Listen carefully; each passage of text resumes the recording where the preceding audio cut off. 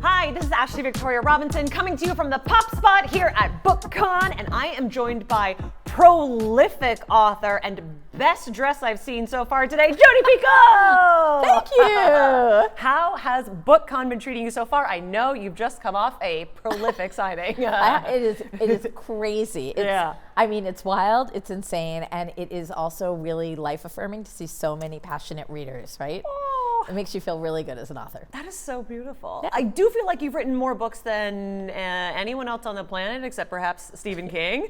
And I don't know, how many has Stephen written? Now I want to you check, know what? actually. Someone in the comments will tell Yeah, us right. who's written more. And I bet you're going to outstrip him I don't because know, you I still don't produce. I said it with my whole chest. What is the number one thing that people are bringing you or bringing up to discuss to you here at BookCon?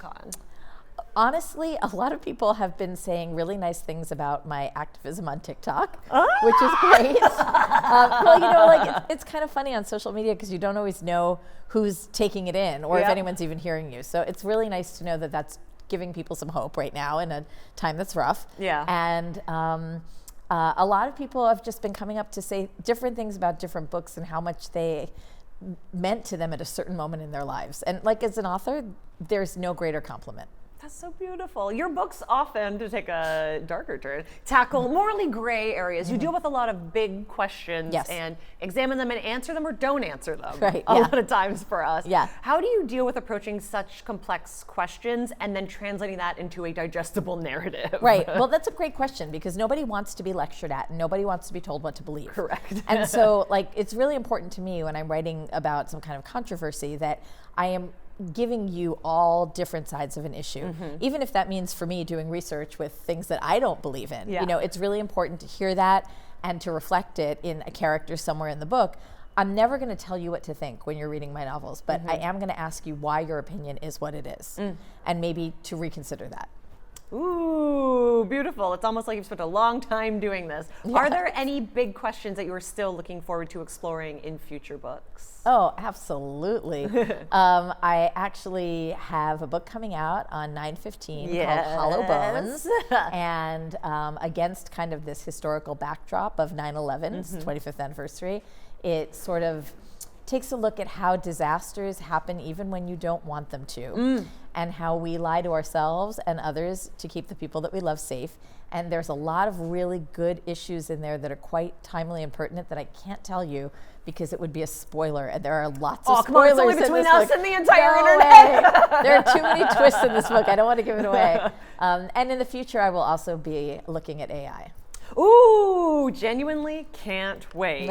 The topical and controversial, just kidding. How do you arrive at your titles? I think you have some of those memorable titles. Like one of my favorite book titles of all time is My Sister's Keeper. So. Oh, okay. Well, I came up with that one, so thanks. Honestly, sometimes I know the title when I start writing, and sometimes I can turn in a manuscript and I'm like, good luck to the editor. Oh, really? Yeah, I mean, sometimes you just don't know. And very often in the process of writing, you know, something will come up and I'll say, oh, wait, that's the title.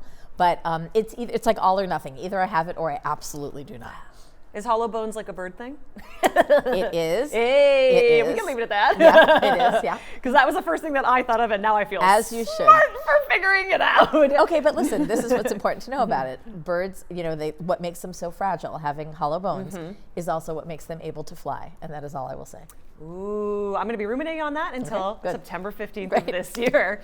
You talked a little bit about your research process and Yeah. how you approach it. I think when we think of the Jodi Picoult lore, we think of you living with an Amish family and how complex that must have been. What genuinely has been the weirdest or most difficult bit of research you've had to do over your storied career? You know, difficult has different connotations, Yes. right?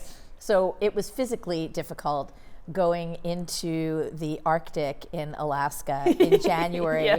when it was negative 46 degrees Fahrenheit, and the only way to get to this Yupik Eskimo village was either a dog sled or a snow machine. And I happened to have food poisoning at the time, so that was not a good day, right? Oh, okay. Right. So that was difficult. I wonder what karmic balance that was. I don't know. Did you cut someone off in traffic? Right, exactly, right? But then, like, you know, there are other interviews that you wind up doing with like parents of kids who have cancer cancer, Yeah. or people who are on death row. Yeah.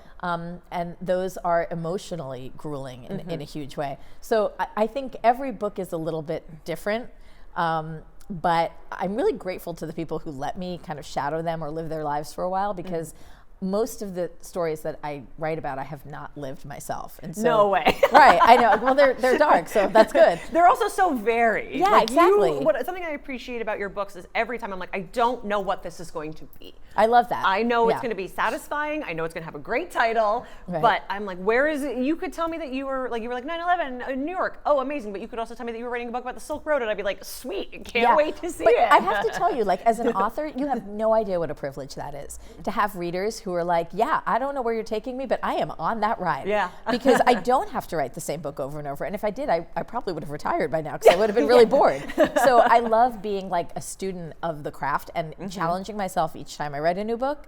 I mean, that's one of the reasons that I go to all these different topics, because I want to learn about these things. What is your self-care routine like once you've maybe done some of these more intense interviews and gone to these dark places for work all day? It's a great question. So, I mean, like I said, luckily I don't live this experience. So when I go to write, I'm up in my attic, and like every time I walk out of the attic, I am just like magically a wife and mother again, and I live in New Hampshire in a beautiful place, and I don't have to take my work with me, which is really, really great. But when I was writing Small Great Things, that is the only time when I was writing a point of view that was so disgusting and abhorrent to me. I was writing in the point of view of a white supremacist. Yeah. That every time I finished this chapter, I had to go downstairs to take a shower.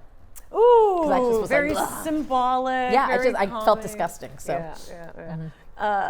I love that, but also I hate that I know. experience at the same time. I know. Lastly but not leastly, because here in the Popverse we celebrate the best in TV, movie, comics, and books, what are you geeking out about that you're not working on? So what's something that you're just enjoying for fun? Oh, well, can I tell you about something that I'm going to be geeking out about? Because I'm really excited about it. Because we haven't officially announced it yet, but I guess we are now. In front of the entire internet? Yeah. The Book of Two Ways is going to be a Netflix series. Congratulations. So I'm really excited about that. I am very involved in its adaptation. The showrunner is Matt Roberts, who was the showrunner for Outlander. Yes. So he knows a thing or two about adapting a book that people love. Yes. And smooching. Yeah, exactly. And also, like, two really hot men. There's just nothing. There's no downside to the story.